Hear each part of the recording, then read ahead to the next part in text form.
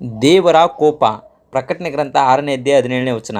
ಅವರ ಕೋಪವು ಕಾಣಿಸುವ ಮಹಾದಿನ ಬಂದಿದೆ, ಅದರ ಮುಂದೆ ನಿಲ್ಲುವುದಕ್ಕೆ ಯಾರು ಶಕ್ತರು ಎಂದು ಹೇಳಿದರು ಎಂಬುದಾಗಿ ತಿಳಿಸುತ್ತದೆ. ದೇವರ ಕೋಪ ಎಂದೊಡನೆ ನಮಗೆಲ್ಲರಿಗೂ ಸಹ ಭಯ ಹುಟ್ಟುವುದು ಸಹಜ. ಆದರೆ ಅದು ಕೋಪವಲ್ಲ.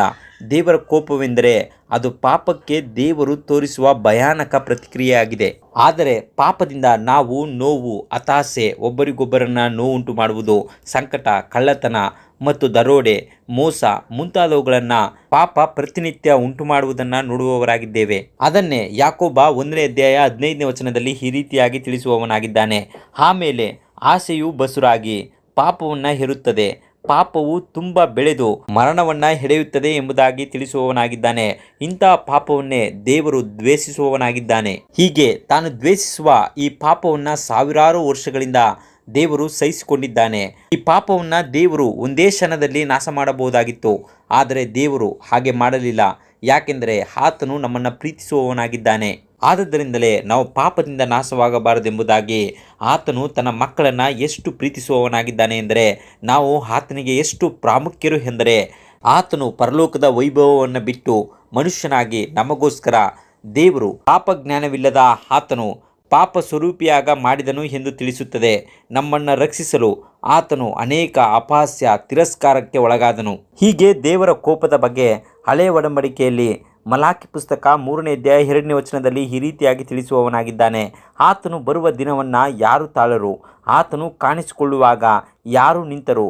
ಆತನು ಅಕ್ಕಸಾಲಿಗನ ಬೆಂಕಿಗೂ ಅಗಸನ ಚೋಳಿಗೂ ಸಮಾನನಾಗಿದ್ದಾನೆ ಎಂಬುದಾಗಿ ತಿಳಿಸುವವನಾಗಿದ್ದಾನೆ. ಆದರೆ ಮಲಾಕಿ ಪುಸ್ತಕ 4ನೇ ಅಧ್ಯಾಯ 1 ಮತ್ತು 2ನೇ ವಚನಗಳನ್ನು ಓದುವುದಾದರೆ, ನೀತಿವಂತರಿಗೆ ಕ್ರಿಸ್ತನು ಸ್ವಸ್ಥತೆಯನ್ನು ಉಂಟು ಮಾಡುವ ಕಿರಣಗಳುಳ್ಳವನಾಗಿ ಕಾಣಿಸಿಕೊಳ್ಳುವವನಾಗಿದ್ದಾನೆ. ಆದರೆ ಆ ದಿನವು ಅಹಂಕಾರಿಗಳಿಗೆ, ದುಷ್ಕರ್ಮಿಗಳಿಗೆ ಒಲೆಯಂತೆ ಉರಿಯುತ್ತಿದೆ ಎಂಬುದಾಗಿ ತಿಳಿಸುವವನಾಗಿದ್ದಾನೆ. ದೇವರು ತನ್ನ ಜನರೊಂದಿಗೆ ಇರಲು ಹಂಬಲಿಸುವವನಾಗಿದ್ದಾನೆ, ಆದರೆ ಪಾಪಿಗಳು ಅವನ ಪ್ರಸನ್ನತೆಯಲ್ಲಿ ಇರಲು ಸಾಧ್ಯವಿಲ್ಲ. ಆದ್ದರಿಂದಲೇ 2 ಪೇತ್ರ 3ನೇ ಅಧ್ಯಾಯ 9 ಮತ್ತು 10ನೇ ವಚನಗಳನ್ನು ಓದುವುದಾದರೆ, ಎಲ್ಲರೂ ತನ್ನ ಕಡೆಗೆ ತಿರುಗಿಕೊಳ್ಳಬೇಕೆಂದು ಅಪೇಕ್ಷೆ ಉಳ್ಳವನಾಗಿದ್ದು ನಿಮ್ಮ ವಿಷಯಗಳಲ್ಲಿ ದೀರ್ಘಶಾಂತಿ ಉಳ್ಳವನಾಗಿದ್ದಾನೆ. ಆದರೆ ಆ ದಿನವು ಕಳ್ಳನು ಬರುವಂತೆ ಬರುತ್ತದೆ. ಆ ದಿನದಲ್ಲಿ ಭೂಮಿಯು ಅದರಲ್ಲಿರುವ ಕೆಲಸಗಳು ಸುಟ್ಟು ಹೋಗುವವು ಎಂಬುದಾಗಿ ತಿಳಿಸುವವನಾಗಿದ್ದಾನೆ. ಆದರೆ ಕ್ರಿಸ್ತನು ಅಂತ್ಯಕಾಲದಲ್ಲಿ ತನ್ನ ಜನರಿಗೋಸ್ಕರ ನಿಲ್ಲುವವನಾಗಿದ್ದಾನೆ ಎಂಬುದಾಗಿ ದಾನಿಯೇಲನ ಪುಸ್ತಕ 12ನೇ ಅಧ್ಯಾಯ 1ನೇ ವಚನ ತಿಳಿಸುತ್ತದೆ. ಹೌದು, ನಮ್ಮನ್ನು ಆತನು ತಾನು ಸಿದ್ಧ ಮಾಡಿರುವ ಸ್ಥಳಕ್ಕೆ ಕರೆದುಕೊಂಡು ಹೋಗಲು ಬರುವವನಾಗಿದ್ದಾನೆ. ಆದರೆ ಕೀರ್ತನೆ 24ನೇ ಅಧ್ಯಾಯ 3ರಿಂದ 5 ತನಕ ನಾವು ಓದುವುದಾದರೆ, ಯೆಹೋವನ ಪರ್ವತವನ್ನು ಹತ್ತತಕ್ಕವನು ಯಾರು? ಆತನ ಪವಿತ್ರ ಸ್ಥಾನದಲ್ಲಿ ನಿಲ್ಲುವುದಕ್ಕೆ ಎಂಥವನು ಯೋಗ್ಯನು?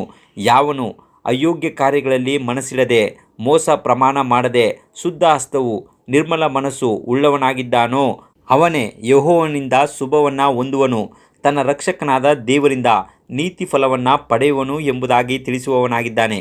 ಆದುದರಿಂದ ಆತನಿಗೆ ಮೆಚ್ಚುಗೆಯಾಗಿ ಜೀವಿಸಿ ಪರಿಶುದ್ಧರಾಗಿ ಆತನ ಜೊತೆಯಲ್ಲಿ ನಿಲ್ಲೋಣ. ದೇವರು ನಿಮ್ಮನ್ನು ಆಶೀರ್ವದಿಸಲಿ. ಪ್ರಿಯ ವೀಕ್ಷಕರೇ, ಸತ್ಯವೇದ ಅಧ್ಯಯನ ಮತ್ತು ಪ್ರಾರ್ಥನಾ ಮನವಿ ಹಾಗೂ ಹೆಚ್ಚಿನ ಮಾಹಿತಿಗಾಗಿ ಕೆಳಕಂಡ ಸಂಖ್ಯೆಗೆ ಸಂಪರ್ಕಿಸಿ. ದೇವರು ನಿಮ್ಮನ್ನು ಆಶೀರ್ವದಿಸಲಿ.